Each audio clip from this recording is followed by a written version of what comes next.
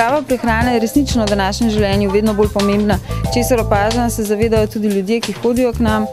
Vedno več je zdravstvenih delavcev, zdravnikov, farmacevtov, ki nam pošiljajo svoje bolnike, paciente, da jim pišemo prehranske jedilnike, prilagojene glede na njihova leta, na njihove dnevne aktivnosti, možne bolezni, ki jih imajo in ki si želijo izboljšati svoje počutje in zdravje. Prehrana resnično nadzoruje naše delovanje, kajti vsaka naša celica je sestavljena iz ogljikovih hidratov, beljakovin in maščob. Torej, naše celice nadzorujejo naše delovanje naših hormonov. Vemo pa, da je ravno od hormonov odvisno naše počutje. In zdaj, če so hormoni uravnovešeni, kar lahko pripomoremo z dobro, zdravo prehrano, ki ustreza našim potrebam, si lahko resnično zelo pomagamo. Zato marsikdo, ki pride k nam, vpraša, ali je to, kakšna dieta je to.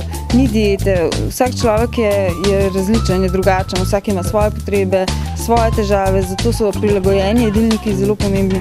In prehranske terapije so v svetu že ustaljena praksa uradnega zdravljenja in opažam, da vedno bolj zastopano postaja takšna oblika terapije tudi pri nas.